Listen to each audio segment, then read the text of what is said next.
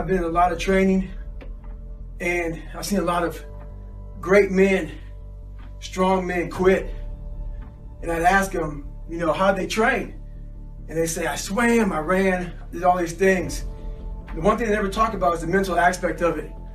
So you put a person who's physically trained in a mentally tough situation and things happen real bad. What that means is, you put a guy in cold water and he's physically trained and he's not mentally trained about all of his insecurities in life and everything else he hasn't dealt with. He's gonna make up a lot of excuses on why he needs to quit something. And he's gonna wonder why, what happened? I trained so hard. I physically trained so hard. But that mental aspect of everything is the most important thing. So don't set your goals and everything without making sure you set your mind right and handle your insecurities. Don't get it twisted. It's not about flipping tires. I'm in Las Vegas right now and it's hot. It's not about any of that. But what it is about is a lot of us give total control to life. We don't have any control of it. We just give all control to life. I do this every morning to prepare my mind for what life's gonna throw at me. A healthy body gives you a healthy mind. That's what it's about. So if you go into battle, you want to go into battle with the right mindset, the right gear. In combat, you wear body armor. But what we do wrong is we don't strengthen our minds. You gotta strengthen your mind, take control of that. So then when you get out in the real world, you got protection. We have so many tools to put in our arsenal to strengthen our minds, to put those calluses on our minds for when we need them.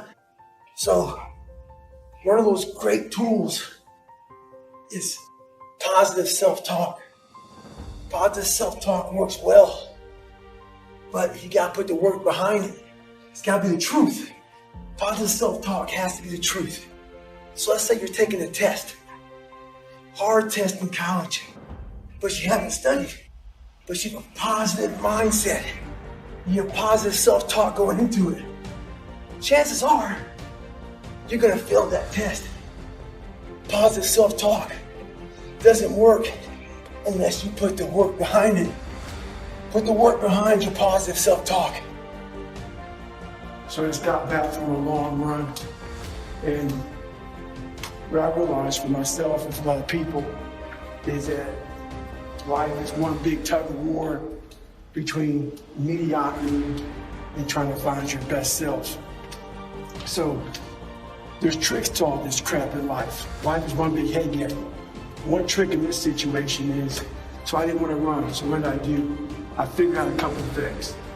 You have to sometimes let mediocrity think that you're giving into it. So I said, you know what, instead of going for a 20-miler, just gonna go out for an easy 6 or 7. What that did to my brain was it said, okay, mediocrity thought it won. So it let loose a little bit. It let go of that, oh, this is gonna suck. This is gonna be okay, it's not too bad. The second you get to mile 2, guess what happens? Greatness pulls mediocrity in the mud. Get out there and get after it. The mind's a medieval motherfucker. It's constantly fighting against you. It's the only thing in the history of the world that shows up on time every time. It has a tactical advantage over you. It knows your fears. It knows your insecurities. It knows everything about you. It might be the only thing in that world that knows all about you. You gotta know about it. It's gonna show up when you don't want to show up. It's gonna show up at the worst time possible when you want to be successful. It's gonna say, take the easy road. Take the easy way out. You gotta learn your brain like your brain has learned you. There's a lot of people out there who suffer from low self-esteem. So when you suffer with low self-esteem, you allow weak people to get in your head. So a good way to build that self-esteem up is to get in the gym and change the way you look. And then that changes the way you feel about yourself. But the biggest thing about working out is sometimes the way you look may not be changing that fast. But we lose one thing. We lose the perspective of the training. The training is truly built on changing the mindset.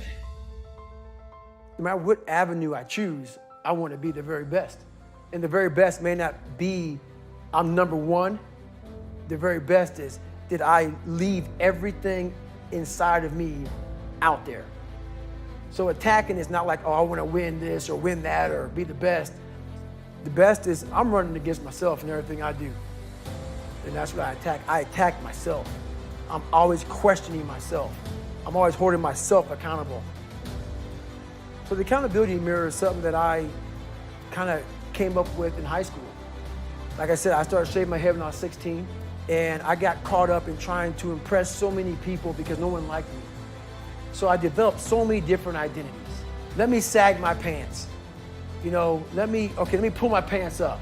Let me talk this way or act this way or be this way or whatever the hell it may be. God, dog, so many different things I did to try to fit in with so many different groups that when you look in the mirror, that's the one person you can't lie to. So every morning I would shave my head thinking, God, I would reflect back on some of the lies I may have told somebody or some of the ways I acted that I didn't feel comfortable doing. And I did it to impress other normal people. The key word there is normal, everyday people. I was trying to make other people like me. How pathetic is that? So this mirror would always tell me, my reflection would say, God, you are a pathetic man. How does that feel every day to be this way? So I would just start having myself accountable. How did I attack today? How did I attack yesterday? And if I didn't do something I was proud of, I would write down a sticky note and I would fix it. So then my senior year in high school, it was a totally different David Goggins. You know, I wanted to sit the cool guy lunch table, man. I wanted, you know, even though everybody was calling me names, I wanted to try to act like somebody I wasn't so I could fit in. And I sold my soul to the devil. You know, trying to act like, no, I'm David Goggins.